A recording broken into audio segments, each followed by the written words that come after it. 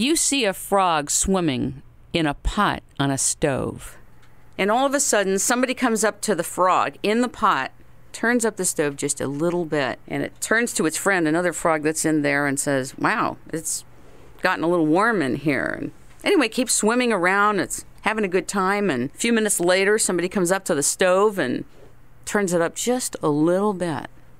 Frog says, wow, it's getting really warm in here, but we're going to hang out and see what happens. They're swimming, they're having a great time, and somebody comes up another time and turns up the stove just a little bit. I'm telling you, just a little bit. And now it's hot. This pot is hot. This frog and its other friend frog, they are hot, and they are uncomfortable. But heck, they're playing, they're wrestling around in that pot. They stay in, though. And somebody comes up just a few minutes later, turns up the stove, and these frogs are gone because they've been cooked. Thus is the power of incremental, imperceptible change.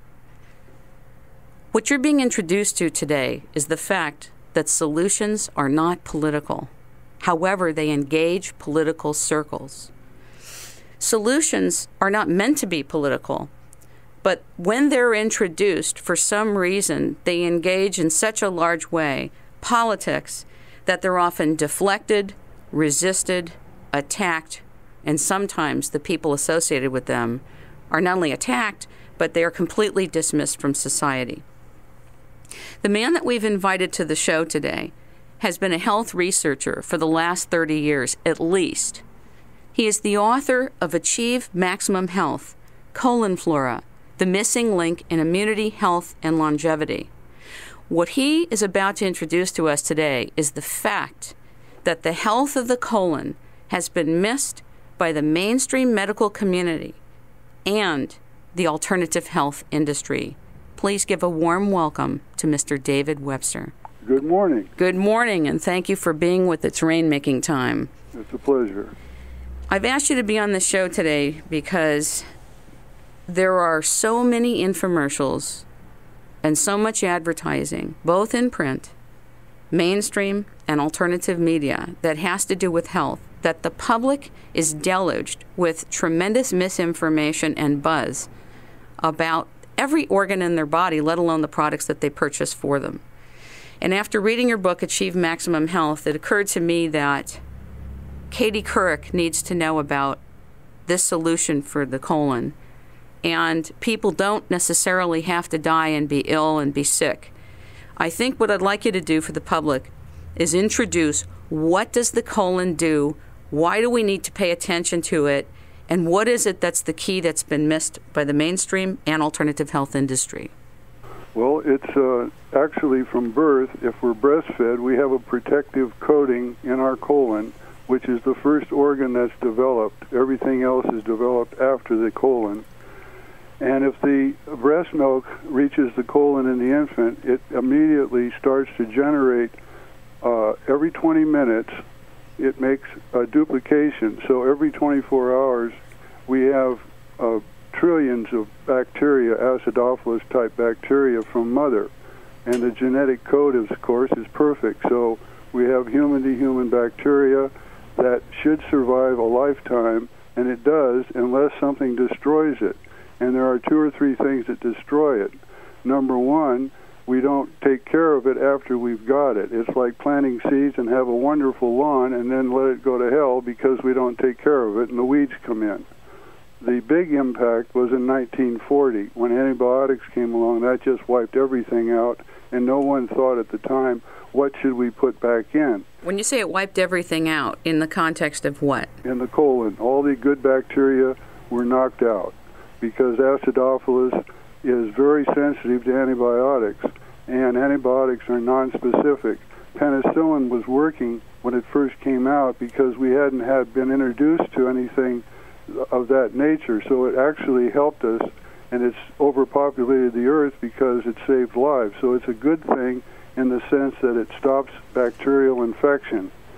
But we've overused it, and we hear about it once in a while. We find it in the paper or hear it on TV. What are we going to do? We're running out of antibiotics. We've got broad spectrum that don't seem to work in everybody. And the reason is is because we've overused them. And what we ended up with was symptom complexes. We're being treated for symptom complexes generated from the colon by toxic bacteria that have taken over like weeds in the lawn.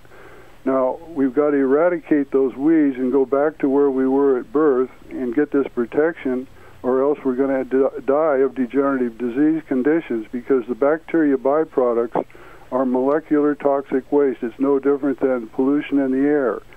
We can die from that. There's people that have died, farmers, just working with their animals because of the ammonia and the scatol and the hydrogen sulfide gas. It's a killer. So the whole process is to replace the good bacteria that we've lost in order to support our immune system. The immune system is supported in the colon at birth with nature's laws, and until it's broken by some, either antibiotics or just not being educated enough to maintain it, why then we're going to run into toxic bacteria overload. And the amount of bacteria that we're talking about here is 1/3 of the colon weight. The weight of the colon's filled is 5 pounds, we'll say, and 1/3 of that is bacteria. So the impact is an incredible amount of toxic waste feeding back from the colon. It goes right up into the liver, actually. It goes up the portal vein. The blood goes into the liver, and the liver is the oil filter of the car. So if you can drive the car without a clean oil filter, let me know.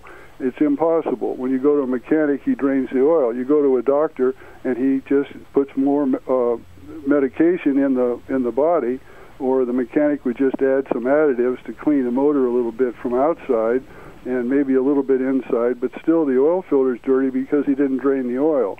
So the colon has to be relatively the same thing. It has to be redone, has to be drained, and then can be recharged one more time to protect our immune system. Ladies and gentlemen, if you are tuning in, you are listening to It's Rainmaking Time, and we are talking with David Webster, who has been investigating and researching maximum health for 30 years. He's the author of Achieve Maximum Health, Flora, The Missing Link in Immunity, Health, and Longevity, and I'm Kim Greenhouse. Thank you for tuning in.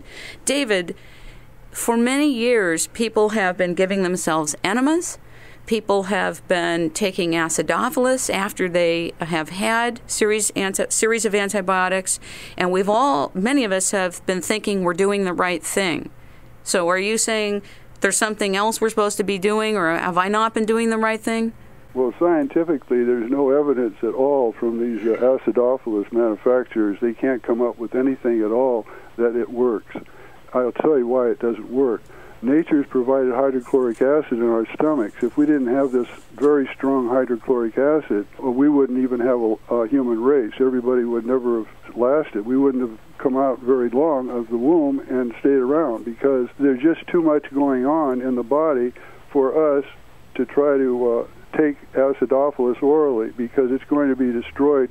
And even if it does get down, like some of the manufacturers claim, in the small intestine, for example, well, that's sterile. There's no scientific evidence there at all. I mean, let's just talk about the science of the thing. First of all, it's killed in the hydrochloric acid of the stomach. That's our first line of defense. The acid is very, very strong there. It's from 1 to 3. It goes maybe to 4 pH acid during digestion of food. It might go to 4. Now, acidophilus dies at 4, so there's no way that it can get down there. If they try to enteric coat it and put it down in there, it'll go down through the sterilized stomach, and the few that make it will be transient, going through 12 to 14 feet of small intestine. Then it ends up on the right side where the appendix is. If there's any good bacteria left, they're all going to be overwhelmed by the weeds in the garden, as I spoke earlier as an analogy, because they'll be the wrong environment. They can't germinate in an alkali pH. And that's what antibiotics and the failure of medicine to replace the good bacteria that we lost after birth. And we see all these symptom complexes we're being treated for, and medical costs going up and up, because that was a failure of reimplantation.